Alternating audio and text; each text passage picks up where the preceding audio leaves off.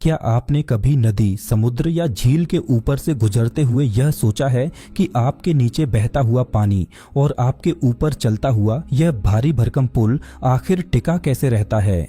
हजारों टन वजन, सैकड़ों गाड़ियां, तेज हवाएं और नीचे बहता पानी, फिर भी पुल मजबूती से खड़ा रहता है। आखिर यह मुमकिन कैसे होता है? आज की इस वीडियो में हम बिल्कुल आसान भाषा में समझेंगे कि पानी के ऊपर पुल कैसे बनाए जाते हैं, कौन कौन सी चुनौतियां आती हैं और इंजीनियर उन्हें कैसे हल करते हैं। अगर आप इंजीनियरिंग में रुचि रखते हैं या फिर बस दुनिया की अद्भुत चीजों को जानना पसंद करते हैं तो यह वीडियो आपके लिए है। इंसान हमेशा से ही एक जगह से दूसरी जगह जाने की कोशिश करता आया है, लेकिन जब रास्ते में नदी या समुद्र आ जाए तो यात्रा मुश्किल हो जाती है। पुराने समय में लोग नावों का इस्तेमाल करते थे। कभी कभी लकड़ी के अस्थायी पुल बना लिए जाते थे जो ज्यादा दिन नहीं चलते थे। बारिश या बाढ़ आते ही वे टूट जाते थे।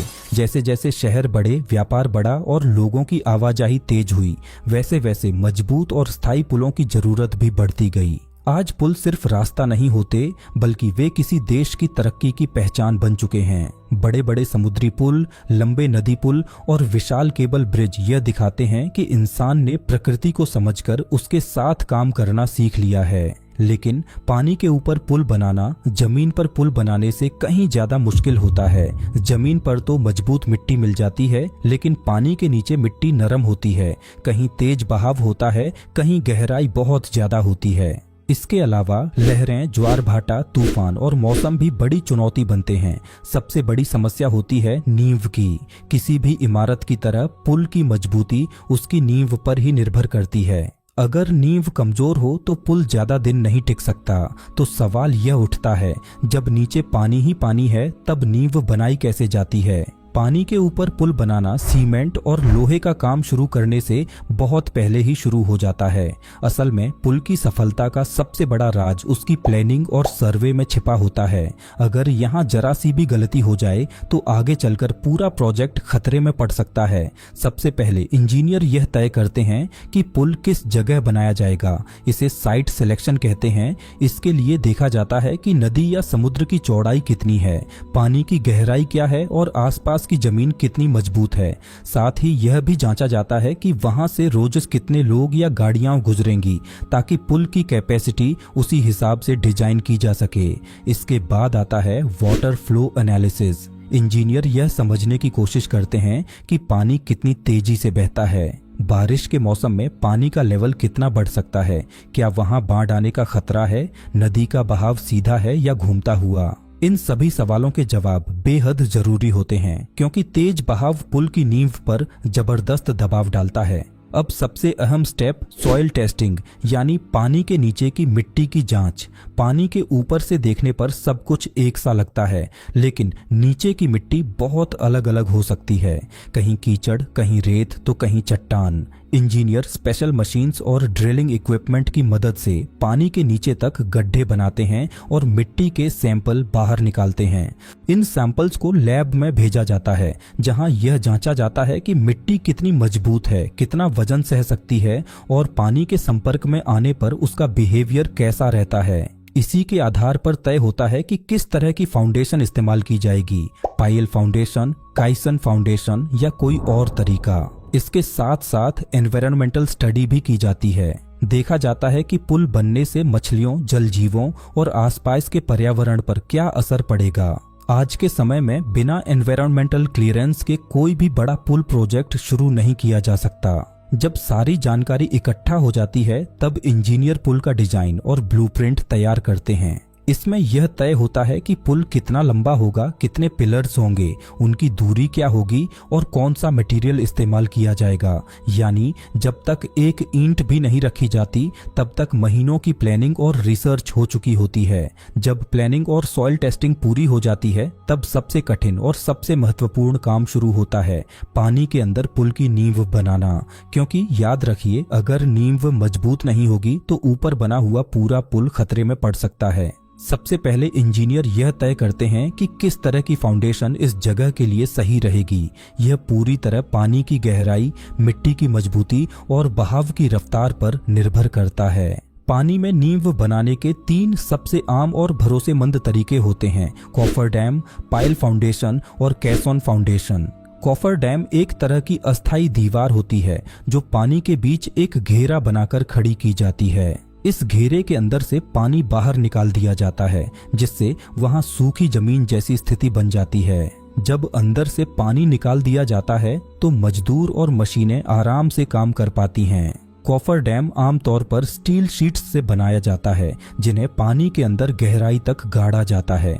इसके बाद पंप्स की मदद से अंदर का पानी बाहर निकाल दिया जाता है।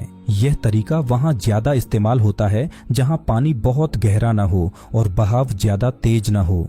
जब नीचे की मिट्टी बहुत नरम होती है और सीधे नींव बनाना संभव नहीं होता, तब पाइल फाउंडेशन का इस्तेमाल किया जाता है। पाइल्स लंबे लंबे मजबूत खंभे होते हैं जो स्टील या कंक्रीट के बने होते हैं। इन पाइल्स को भारी मशीनों की मदद से पानी के अंदर जमीन में बहुत गहराई तक ठोका जाता है, जब तक वे मजबूत परत या चट्टान तक न पहुंच जाए। इसके बाद इन पाइल्स के ऊपर कंक्रीट डालकर एक मजबूत प्लेटफॉर्म तैयार किया जाता है, जिस पर पुल के पिलर्स बनाए जाते हैं। जब पानी बहुत गहरा हो, जैसे समुद्र या चौड़ी नदियां, तब कैसन फाउंडेशन का इस्तेमाल किया जाता है। कैसन एक बड़े होलो बॉक्स की तरह होता है जिसे पानी में उतारा जाता है। इसके अंदर से मिट्टी निकाली जाती है, जिससे यह धीरे धीरे अपने वजन से नीचे बैठता चला जाता है। जब कैसॉन सही गहराई तक पहुंच जाता है, तब इसे कंक्रीट से भर दिया जाता है। यह तरीका बेहद मजबूत होता है और बड़े समुद्री पुलों में अक्सर इस्तेमाल किया जाता है। इन तीनों तरीकों का एक ही मकसद होता है: पानी के नीचे एक ऐसी नींव बनाना जो सालों तक पुल का वजन सह सके। जब पानी के नीचे पुल की मजबूत नींव तैयार हो जाती है, तब अगला बड़ा चरण शुरू होता है: पियर और पिलर्स बनाना। यही वो हिस्से होते हैं जो पानी के ऊपर दिखाई देते हैं और पूरे पुल का वजन संभालते हैं।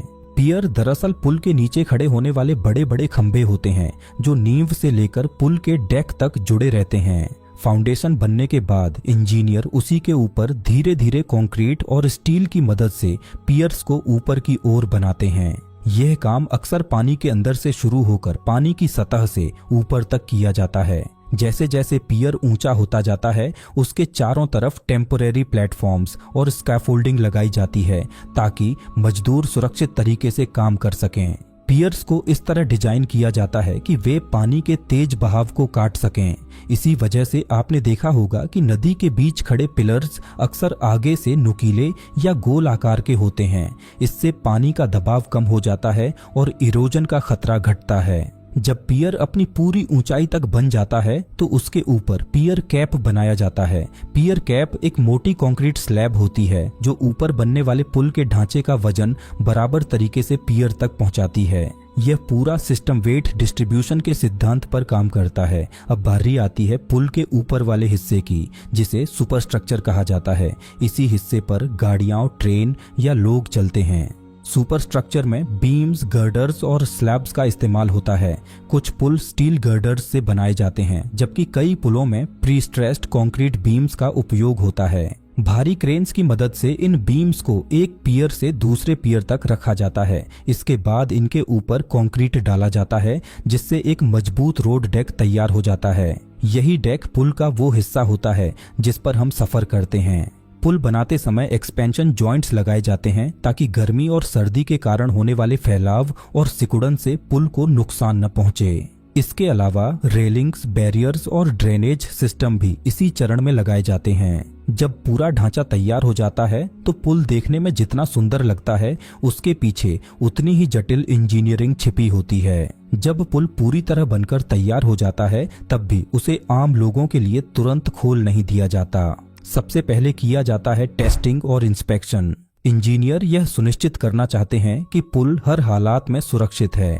इसके लिए पुल पर तय सीमा से ज्यादा वजन रखा जाता है। भारी ट्रकों को खड़ा किया जाता है और देखा जाता है कि पुल कितना झुकता है और वापस अपनी जगह पर आता है या नहीं। इसे लोड टेस्टिंग कहा जाता है।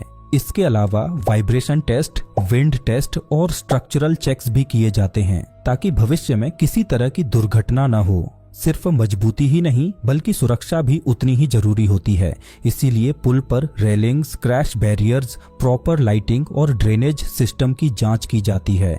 अगर पानी जमा होने लगे तो वह पुल को नुकसान पहुंचा सकता है। इसीलिए पानी निकासी का सही इंतजाम होना बहुत जरूरी होता है। जब सभी रिपोर्ट सही आ जाती हैं, तभी पुल को जनता के लिए खोलने की अनुमति मिलती है। आज दुनिया में पानी के ऊपर बने कई पुल इंजीनियरिंग के चमत्कार माने जाते हैं। समुद्र के ऊपर बने लंबे ब्रिजेस, चौड़ी नदियों को जोड़ने वाले विशाल पुल और केबल से लटके सस्पेंशन ब्रिजेस, ये सब दिखाते हैं कि आधुनिक तकनीक कितनी आगे बढ़ चुकी है। भारत में भी कई ऐसे पुल हैं जिन्होंने सफर को आसान बना दिया है और दूर दराज के इलाकों को जोड़ दिया है। भविष्य में पुल निर्माण और भी ज्यादा एडवांस्ड होने वाला है। अब स्मार्ट ब्रिजेस बनाए जा रहे हैं जिनमें सेंसर्स लगे होते हैं। ये सेंसर्स लगातार पुल की हालत पर नजर रखते हैं और अगर कहीं क्रैक, वाइब्रेशन या वीकनेस दिखे तो तुरंत वार्निंग दे देते हैं। इसके अलावा एनवायरनमेंट फ्रेंडली मटेरियल्स पर भी जोर दिया जा रहा है ताकि पुल बनाने से प्रकृति को कम से कम नुकसान पहुंचे।